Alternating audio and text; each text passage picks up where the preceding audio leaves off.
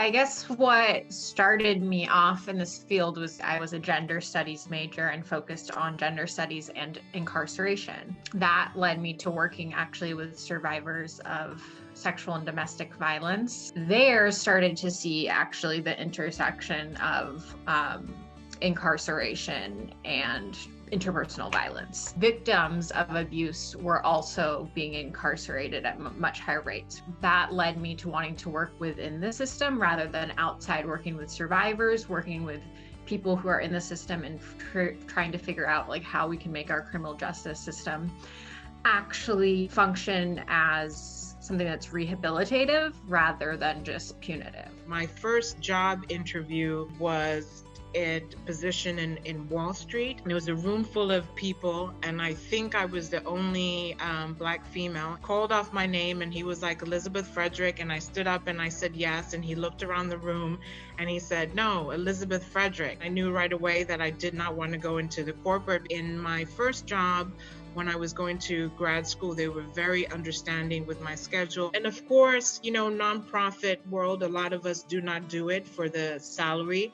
We're in it because we believe in the missions and we believe in the importance of causes. To me, in this time, there's still a huge gender gap in terms of salaries, even in the nonprofit world and for-profit and corporations. When you're working in nonprofit and you balance your salary and the flexibility that you're afforded, it works out terrifically. I was in advertising with Young Americam, overseeing artists and writers and overseeing the messaging. And I felt that the money I was making for corporations, I would love to transfer that to nonprofits. I went to run a shelter that was for 8 years. That was largely people coming out of Rikers. We would instantly check to see the educational level. It was averaging 4th grade. The resources just had not happened in these people's lives. During the whole time, 8 years, I never met a criminal.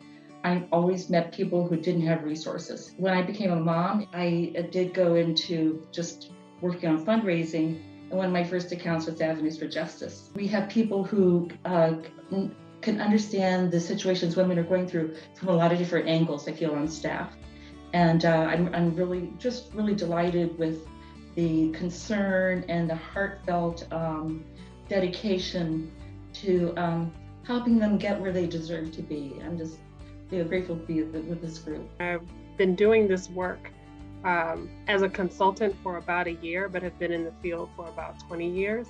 One of the reasons I am consulting is because of all the things that Annie and Liz talked about, which is the ability to have a little bit more control over your time, to be more present with family. Nonprofit space in general, particularly in fundraising and in other leadership positions, there are discrepancies in terms of the experiences of women, from salary equity to access to decision-making and strategic decisions to budget control, to all of those things. We struggle in many of the same areas that any other industry might struggle. For me, and in terms of my identity as a woman, I also have an intersectional experience, and then I'm a Black woman. And there's a lot of research out there about how nonprofit leaders of color who are women often lack access to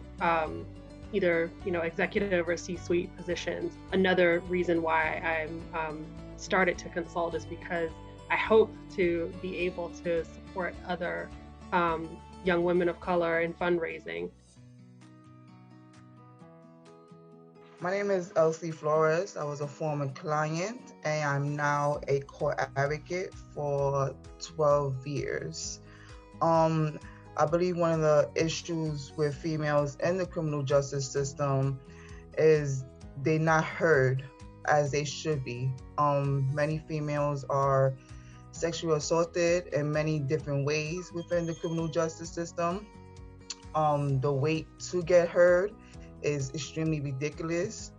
And I just feel that they are just taken advantage of in many different ways. If you do homework, I can imagine the sexual assaults that haven't been told, or reported, let alone treated. Since the criminal legal system is built with men in mind, that also re-entry services or alternative to incarceration programs, those are all built with men in mind. Women are the highest growing segment of the US population in prison, and yet none of the services are built for them. When you look at the criminal justice system in our country, I think it's built on breaking apart families, particularly breaking apart brown and black families. And so the burden of when a male is incarcerated in a family falls on